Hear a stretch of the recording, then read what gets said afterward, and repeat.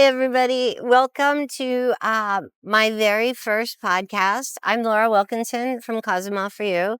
This is the Cozumel for You podcast. My goal is to interview a lot of the really interesting personalities that we have here on the island. So it's only fitting that my very first podcast, I should have the famous man in black, Adrian Cozumel. Well, it's a blessing. It's a great opportunity. Thank you very much, Laura, for picking me up. It's an honor. It's an honor to get to be the first in the podcast. I really hope you do a very successful project here in this beautiful island that we happen to live. We are just happy. We are just very. We are. And we're very blessed to be on this boat. So it's again, we're very lucky to live in Cozumel. We're very lucky to make this home and to be able to meet a lot of people that comes on vacation. And, Cozumel for You has been there for over 15 years and a great platform for information to everybody, a great place to share a lot of what you do here in the island and even sometimes people in need. On an emergency, they'll go to Cozumel for You to get some advice, to get some contacts, to get some friends, and to get the word out. exactly. Now, you've been in Cozumel your entire life, correct? Well, I was born in Cozumel. My family is one of the first families that came to the island back in the 1800s. And we're like fifth generation here in Cozumel. My family, my wife, my daughter, are sixth generation here. So yeah, pretty much born and raised in Cozumel, and I think I'm gonna die here someday. Hopefully not soon, but growing in Cozumel, seeing the island evolve, getting to meet a lot of people. I got to a point in my life. I said, this island welcomes everybody. You just have to let yourself be hugged. If you do good, the rule apply. If you do bad, the island itself will kick your, what. But, most of the people visiting here come to have fun. Some people find Cozumel as a retirement place, and we welcome that also. Everybody that gets to Cozumel with good vibes are always welcome. Exactly. I think Cozumel's like a really special place, and there's so many interesting people that live here, which is why I was finally convinced to do this podcast. You've had such an interesting past. You have literally done so many different things. You should list some of the things that you have done. Well, number one, God is my leader. He's the one that tracks my path. I'm always thankful to my family. I started here serving tables as a little kid at Casa Dennis, my family restaurant. Tourists came to the island, had dinner with my grandparents, and asked, "Hey, who can show us around?" Little Adrian, jump in the back of their car and tell them where to go, what to do. So as a little kid, I learned how to speak English, which was a blessing. English opened my doors to success and get to meet people through the years got me going. So at the end of the day, after going around the island, people get me back to the restaurant and gave me a tip. So I was a happy kid with money, just a tip, right? But I grew up in a very healthy environment, small island, a few hotels. People came from all over the world and made Cozumel their vacation destination. So I continued getting into the tourism industry. Then I happened to go to college and I had to leave because there was no college in Cozumel back in the day. So either you go to the mainland or you stay with no college education. So I had the blessing to go to Merida. While I was in Merida, I had an exchange program to go to a university in Atlanta. Then I moved to Chicago with another university, and in the middle of October, it was way too cold. See, even I didn't know I that. decided to come back. It's not for me. I was born in the sun. I was born in the ocean. So came back, finished my degree, Now I can get a job. So I went knocked the doors at every hotel, and the opportunities were not great. The pay was not great. So I decided, well, what do I do now? So I went back to help my family at the restaurant, and there was a group of people that said, hey, we have a reservation to go on a tour with you. Oh, really? How do you make a reservation? We sent you a letter. Well, the mail guy never make it, but let's go. We got to the marina, jumped on a boat, had a great day. And at the end of the day, after a beautiful experience, people pay me what I would make in a month working for somebody else.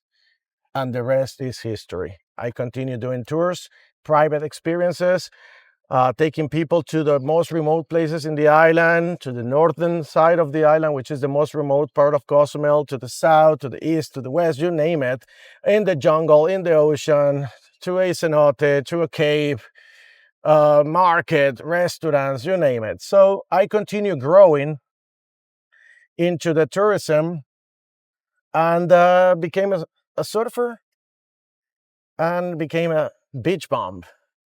So I was having a good time, surfing with Nacho, surfing with Machito, surfing with Paco, with JJ, with Chichi. I mean, we were a community of I saw Lagrimas yesterday. Yeah. Kite surfing. the Actually, beach bums out there. that's actually when I first met you, is when you were doing the kite surfing. Yeah. So then we had to make a decision on our lives. Either we continue being a beach bum or we have to get a serious job. And I opened a restaurant. So Especias happened. I needed to have a schedule. I needed to be more serious about life. So in 2000, I opened Especias. A lot of people came to the island and started trying. I remember Laura and Perry from Map Cheek, remember? Oh, I remember them. They were nice. Had the opportunity to meet them, serve them, and they start sending people our way. So I still remember the chistora from that restaurant. and yeah, the zucchini boats. Those were good. Then we got into Puromar, the bikini store. My wife took over the Puromar surf shop. And we got into more kite surfing and started growing the community of kiters here in the island. Years went by. I continue on the boats. I continue on the kite industry. And then 2010, we opened a Harley shop. So we went on business for Harley rentals around the island, do some tours. And it worked pretty well until 2017. Were you still doing boats at the same time? Oh, yeah. Okay. Yeah, I was hopping from a motorcycle to a boat and back and forth, and I was always hopping here and there. So from motorcycles, then we continue doing the boats. My life is in the ocean. I think, like it's an addiction. Getting to see this blue ocean of Cozumel, you can never get enough. And that day, I take it for granted. That day, I don't see the beauty of a sunset. The beauty of the ocean is the day I may retire. But for now, I'm enjoying life. I'm meeting great people. I don't have a big company. It's not like a corporation. I have what I can handle with the team of people that works around us, which is mostly local people. And we get we're going to introduce them later, right? Yeah, I mean, we'll sure. Introduce them at the end. Yeah, we got a team of people that are living here in the island, and they have a love to the island as well. And we work together. Everything is like a chain. We connect and we make things happen. For us, the most important is good weather and good people. If we have those two things, the magic happens. If it's not good weather, we give the opportunity to the people to change, cancel, honor a deposit or refund. So honesty is a key. And I mean, the ocean is big enough for everybody. A lot of competition there. I don't see that as competition. It's just people on the ocean sharing the same love that we do, hopefully. But the ocean is big enough for everybody. The island is welcome. A lot of people from all over the world. And they have their businesses here. And they deserve also to grow and to continue the development of the island. Well, one of the coolest stories I have as a kid, a lot of people came on private planes and private boats. And I was fly fishing, because I had a opportunity to be a fly fishing guide as well. And this guy told me, "Hey, Adrian, we know your family, we love your family, and we're going to make you a person of wealth." And this guy told me that while I was pulling the boat in the lagoons. And I go, "Mr. Ray, what is a person of wealth?" So he said, "You're coming with us to the US. You're going to work for us, and you're going to make a lot of money. And then what? What do I do then?" "Well, you come here and enjoy your vacation or your time." And I go like, "Mr. Ray, I am always here. I'm enjoying the island. You're the one that comes only 1 week out of the year. You come here 1 week out of the year on vacation. Why would I like to be a person of wealth?" So he said, "Adrian, you're totally right. Forget what I said. Continue doing your life." So at a very early age, I learned it's not the money, it's the people we meet, it's the connections we make, it's the opportunity to make people happy what gets us going. Again, to me, it's a blessing. Every day I wake up and you can see, you can feel, you can hug, and you can make an honest living. What else can you get? So it's something that I continue in my life every day. You know, everybody gets depressed every once in a while, and even myself, but I have to tap my back and just look at the sun, look at the ocean, and continue my way through life. And Exactly. you got the option. You can be happy or you can be miserable. I learned very long ago, if I have something to say, it's gotta be good. I'm not gonna put any bad vibes into anybody. It's just the reality of it. You know, you bring good vibes to the world, and good vibes come back to you. Yep. I think that's probably one of my favorite things about you. If you manifest it, it comes. You know, what you put out is what you get. And that's why I love living here in Cozumel. I feel the same way you do. And I've only lived here 25 years, but you know, I love living this close to the ocean. I love that sunset is an actual event. You know, hey, you want to go to sunset? Sure, you know, and you meet people and you get your friends together and you actually go to sunset. It's a great place. Yeah. And you know, after many years, there is people that you barely see, some people that you see all the time, and some people that you never know that they existed. So there's like good people here in the island who help the community, but they don't manifest themselves into the public, but they do a lot of work and charity. Uh, you know, a lot of friends, mutual friends. I don't want to start naming people No, we because then we can't. forget some, but many people help Cozumel. Many people help the community, but people come and go all the time. The island is grown. We have more hotels, of course. We have more Airbnbs. We have more cruise ships coming, and it isn't going to stop. But the only way this island can stand out over the rest of the islands in this Caribbean is that we are good to the people. If we are honest to the people and we are on time, we get to supply what we offer the people, is the only key this island will survive. If we start taking advantage of the clients, if we start like lying to the people, we're not going anywhere. So Cozumel, it's a good place. It's a safe place, It's which is very also safe. I think so. one of the things that makes me happy here, that people come to Cozumel and they can feel safe. You know, of course, there is always going to be that sad story where somebody gets drunk in the middle of the street and they're going to take their shoes off and their wallet away. It just happened the other day at the market, you know, at 5 o'clock in the morning. I met this guy. He's like, "Hey, uh, my friends left me here and I don't have for a taxi." And I go like, "What happened?" "Well, I got drunk and fell asleep here and they took my shoes and my wallet." But again, it's safe. It's a safe island. There are some things that have happened. I won't hide it, but it's But there are pretty more safe. kinds of opportunity. Like I have no problem walking my dog at 10 o'clock at night by myself, sometimes in my pajamas, maybe. But, I mean, I think it's a really safe place to live. And one thing I also like, which you haven't touched on yet, is that if you talk to someone that you haven't met yet, if you talk to them for a little while, you can figure out that you know someone that they're either related to or you have a mutual friend. Oh yeah, yeah, that's for sure. Like Papo, your boat captain. It took me a whole trip to figure out that I worked with his father in Aquaworld 20 years ago and that he was the little kid that used to always go to work with his dad. I yeah. So didn't know that. I it's didn't a know small that his dad was, it's a a small world, coworker. that most people get connected and the right people get at the right time. One of the things I wanted to talk about too is when people come on vacation, they should contact who you're gonna go with. Make a connection with the tour operator. It doesn't have to be me. Like there's so many good people out there that will take good care of people.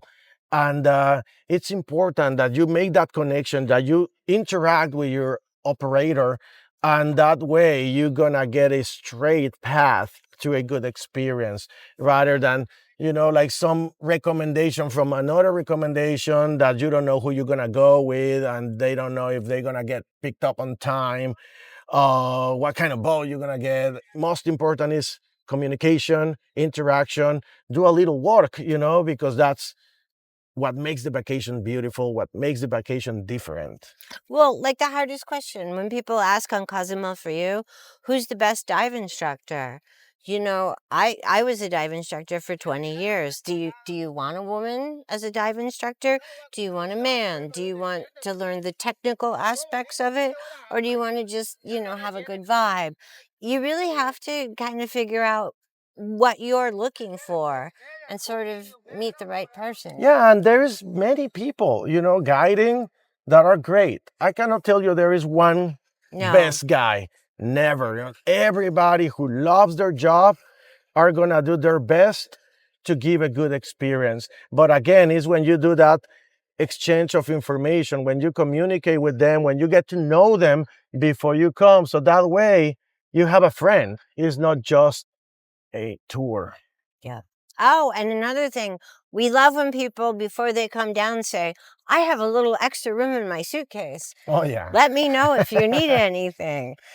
We like you. I remember a long time ago when people were like, hey, what do you need from the US? Specific cookies or specific band-aids or Band-aids? band-aids, like a Really? band-aid. Yeah, I mean, like Okay. some medical stuff, Band-aids. alcohol, some specific booze. But now, these days, people ask me, like, what do you need from the US?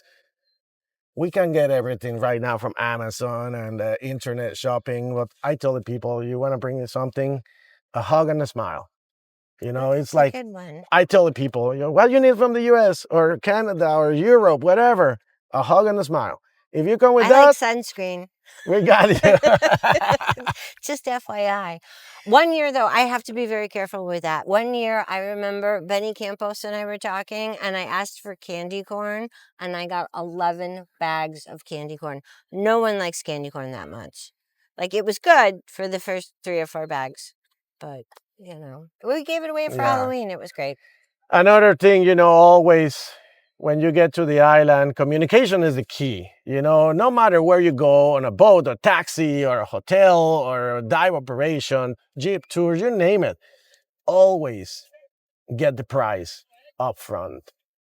Oh, Never, and download WhatsApp because the whole island runs on WhatsApp. yeah, like talking to the people before you jump on a car, just how much to get me here, to get that. On a restaurant, how much is a margarita?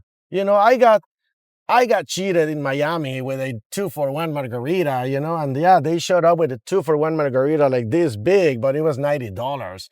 And well, I You didn't paid ask for the $90 I for a didn't ask for the margarita? price. I was Hmm. like a fancy restaurant.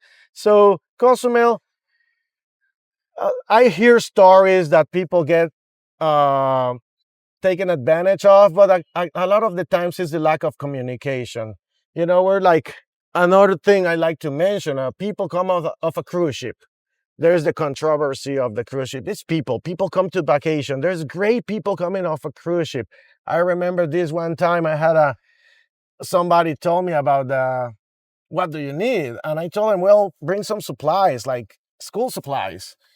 And it became a chain of help to That's bring supplies to the right. kids. You So we start did. looking for kids to donate. And then some of the schools told us their kids have good grades. So those kids get like a benefit of a backpack, some shoes, some supplies.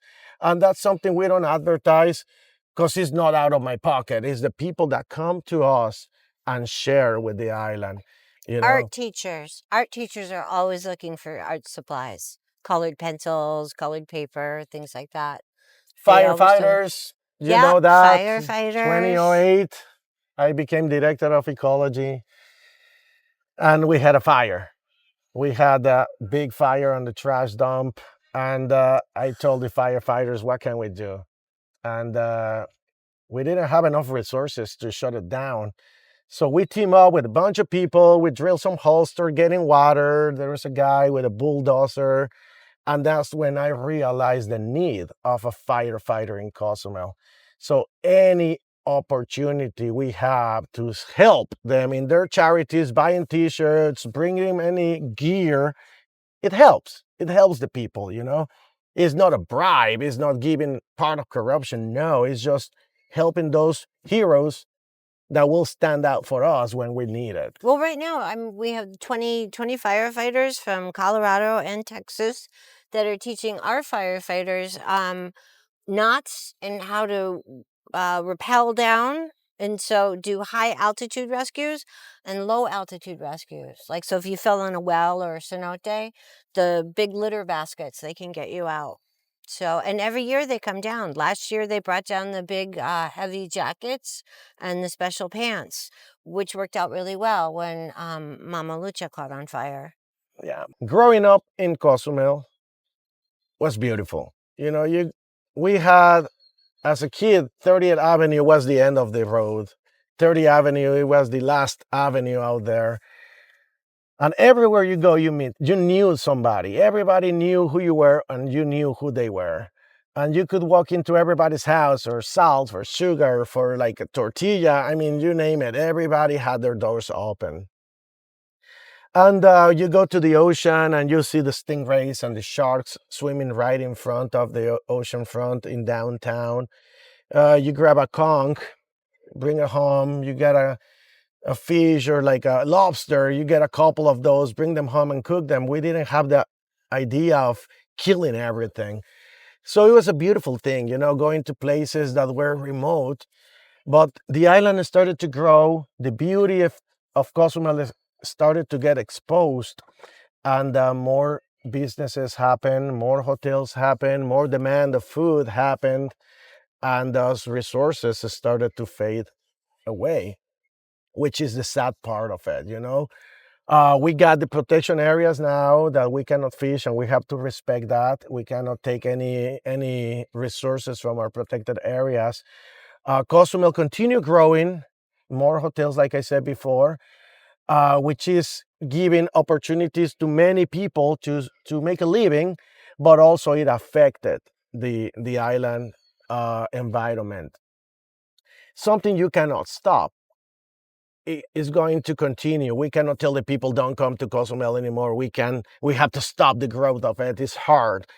Everybody deserves an opportunity. But right now, what saddens me is the crazy growth of it and the lack of conscience of some people developing. So we have to be very careful with that. The island needs a lot of infrastructure, It's a very fragile ecosystem here. and we have to consider, you know. So anybody who is considering making a big development, we have to be conscious about the impact we are doing to the community. You know, parking spaces, sewer. Respect the codes of development. So basically, right now, Cozumel is keeping on growing, and we just have to be conscious. I know, Adrian, that one of your biggest complaints or biggest dislikes are tour resellers. because, as you said before, people should actually really make a connection. And tour resellers really don't do that. Yeah, the most important is that if anybody's going to sell somebody else's product, that you're legit and you are honest with the client. You know, a lot of the times I've seen people showing up to the marinas not knowing a name of a crew or a name of a boat. They take deposits and then they disappear. And it's over the internet, it's on the mainland. And that's when I say, do your homework, talk to the operator, get to know them beforehand, and that way you will skip the opportunity of being scammed. I'm a little hippie that way. You know, I make my money here in Cozumel, and I like to spend my money here in Cozumel. I mean, I will shop Amazon if I have to, but I'd much rather go down to the corner store with Danieletti than go to like a big chain store. Yeah, So support the local community. No matter if you're staying in an all-inclusive hotel, go out, go visit, go support the local people. Walk through downtown, get that opportunity, hop on a taxi, negotiate with them about an experience around the island. Um, Give the local businesses an opportunity by going and visiting, you know? That's very important. Another thing is I like to mention about Cozumel for You. Cozumel for You was an idea back then that we didn't know it was going to grow that much. I did. And well, I'm glad you had the vision of it, you know. But I remember when you told me about Cozumel for You, and I was like, no, very good at technology. And I go like, good luck, you know. Cozumel for You, it's a good platform. Share it with your friends, share it with your family, spread the word. By growing Cozumel for You, you're growing a source of information in the island. And again, Cozumel for You has become a very good asset to Cozumel. Thank you for your idea, for Fabian, for the effort that you and your admins do, because it's a lot of work. It's not just sitting on the computer and see what's going on. I mean, it requires a lot of work, and you know better than me. Right now, being the largest group on Facebook about this island, it's a task. True.